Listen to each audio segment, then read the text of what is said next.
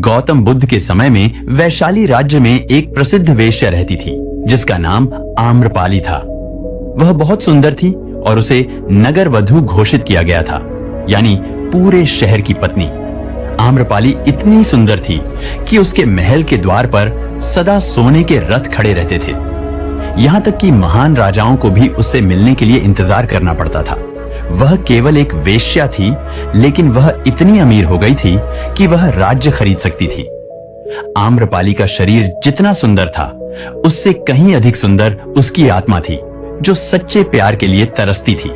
क्योंकि आम्रपाली खुद से वेश्या नहीं बनी थी, उसे जबरदस्ती राजा ने वेश्या बनाया था। आम्रपाली अपने ग्राहकों को बहुत प्यार करने का दिखावा करती थी, क्योंकि उसे इसके लिए धन दिया जाता था, लेकिन अंदर से बहुत नफरत करती थी, क्योंकि वह सभी उसका इस्तेमाल एक भोग की वस्तु के रूप में करते थे। एक इंसान के रूप में उसका सम्मान नहीं करते थे। एक दिन आम्रपाली अपने महल की बालकनी में खड़ी थी। अचानक उसने अपने महल के सामने से एक युवा बौद्ध भिक्षु को गुजरते हुए देखा, जिसके पास कुछ भी नहीं था सिवाय एक भिक्षा पात्र के, लेकिन उसके पास जबरदस्त जागरूकता थी और लोगों को खुद की ओर आकर्षित करने की अद्भुत शक्ति थी। जब युवा बौद्ध भिक्षु ने ऊपर की तरफ देखा तो आम्रपाली उसे देख रही थी। युवा भिक्षु ने आम्रपाली की ओर देखते हुए बेहद सम्मान भाव के साथ आम्रपाली को प्रणाम किया। आम्रपाली एकटक उस युवा भिक्षु को देखती रही और पहली बार आम्रपाली के हृदय में प्रेम का उदय हुआ था, क्योंकि पहली बार किसी ने आम्रपाली को सम्मान की नजरों से देखा था। किसी ने पहली बार उसे इंसान होने का एहसास दिलाया था। आम्रपाली तुरंत सीढ़ियों से नीचे उतरी और बाहर आकर उस युवा बौद्ध भिक्षु के पैर छुए और कहा, भिक्षु जी, कृपया आज के दिन आप मेरे मेहमान बने और मेरे महल में चलकर भोजन स्वीकार करें। आगे आम्रपाली ने कहा, कृपया मेरे निमंत्रण को ना कहे, क्योंकि पहली बार मैंने किसी को निमंत्रण दिया है। मुझे हजारों बार राजाओं और सम्राटों द्वारा आमंत्रित किया गया, लेकिन मैंने कभी किसी को आमंत्रित नहीं किया है। यह मेरा पहला निमंत्रण है। युवा भिक्षु ने सम्मान पूर्वक आम्रपाली का निमंत्रण स्वीकार करते हुए भोजन ग्रहण किया। भोजन देने के बाद आम्रपाली ने कहा, भिक्षु जी, आज से 3 दिनों के बाद बारिश का मौसम शुरू होने वाला है, जो कि अगले 4 महीनों तक रहेगा, और मैं आपको अपने घर में 4 महीने रहने के लिए आमंत्रित करती हूँ। आने वाले 4 महीनों के लिए यह महल आपका आश्रय होगा। मैं आपको पूर्ण रूप से आश्वस्त करती हूँ कि मैं किसी भी प्रकार से आपके ध्यान की बाधा नहीं बनूंगी, बल्कि मुझसे जितना हो सकेगा आपके ध्यान की सुविधाओं को सरल बनाने का प्रयास करूंगी। दरअसल बौद्ध भिक्षु साल के 8 महीने गांव-गांव घूमकर बौद्ध धर्म का प्रचार करते हैं और 4 महीने वहां एक ही स्थान पर रहते हैं, जहां उन्हें आश्रय मिल जाता है। युवा बौद्ध भिक्षु ने कहा, माफ कीजिएगा देवी, लेकिन इस विषय में मैं स्वयं निर्णय नहीं ले सकता। मैं आपके प्रस्ताव के विषय में बुद्ध से पूछूंगा। अगर वह मुझे अनुमति देंगे तो मैं आपके महल में आश्रय अवश्य ग्रहण करूंगा। इतना कहकर वह बौद्ध भिक्षु वहां से चला गया। इससे पहले कि वह युवा भिक्षु बुद्ध के पास पहुंचता और आम्रपाली के प्रस्ताव के बारे में कुछ बताता, उससे पहले वहां पर मौजूद अन्य भिक्षु बुद्ध के पास पहुंच गए और बुद्ध से कहा, बुद्ध, आप उसी युवा भिक्षु को रोकिएगा। आम्रपाली ने उसे 4 महीने रहने के लिए अपने घर बुलाया। आम्रपाली एक वेश्या है और एक भिक्षु एक वेश्या के घर में 4 महीने रहे, यह सही नहीं है। इससे हमारे संघ में गलत संदेश जाएगा। बुद्ध ने कहा, कृपया आप लोग शांत हो जाए और उस भिक्षु के आने की प्रतीक्षा करें। थोड़ी देर बाद वह युवा भिक्षु बुद्ध के पास आया। बुद्ध के पैर छुए और उन्हें पूरी कहानी सुनाते हुए कहा, बुद्ध नगर की एक आम्रपाली नाम की महिला ने मुझे बारिश के 4 महीने अपने घर पर रहने के लिए आमंत्रित किया है। मैंने उसके निमंत्रण का अभी कोई जवाब नहीं दिया। मैंने उससे कहा है कि अगर आप मुझे उसके घर रहने की आज्ञा देंगे, तभी मैं उसके घर पर रहने के लिए आऊंगा।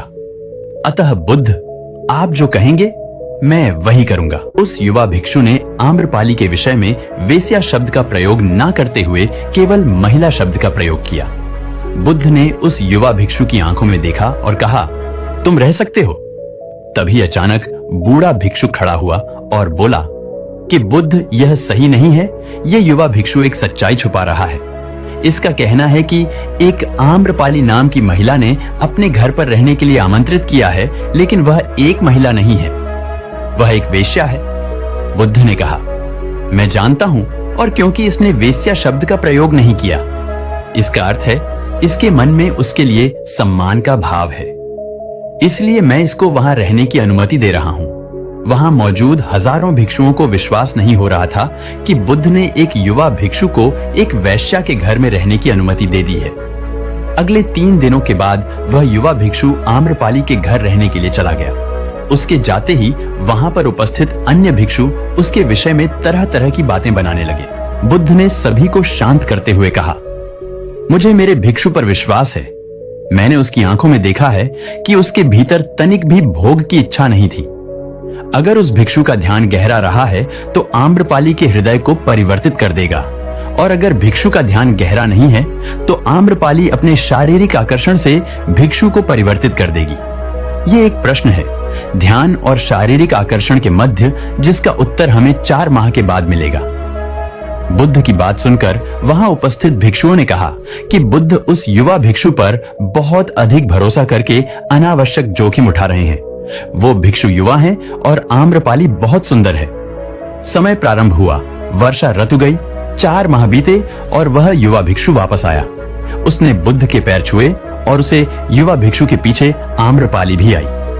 उस युवा भिक्षु ने आम्रपाली का बोध से परिचय कराते हुए कहा, बुद्ध, यह आम्रपाली है और यह आपसे मिलना चाहती है। यह एक अनोखी महिला है।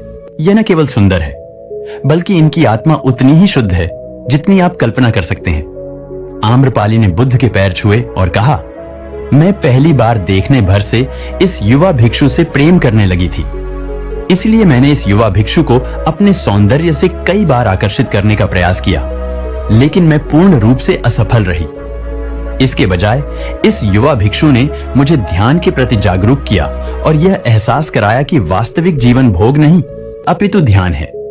इसीलिए बुद्ध, मैं अपनी सारी संपत्ति आपके भिक्षुओं को दान में देना चाहती हूँ और शेष जीवन ध्यान में बिताना चाहती हूँ। इसके बाद आम्रपाली बुद्ध के शिष्यों में पहली महिला हुई जिन्हें आत्मज्ञान की प्राप्ति हुई।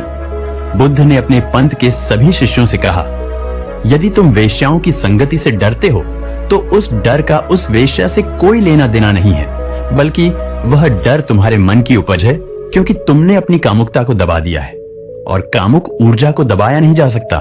अगर तुम इन गंदे विचारों को ज्यादा दबाने की कोशिश करोगे तो ये विचार और अत्यधिक शक्तिशाली हो जाएंगे, फिर तुम इन विचारों को नहीं रोक पाओगे। इतनी तसल्ली के साथ हमारी कहानी सुनने के लिए धन्यवाद।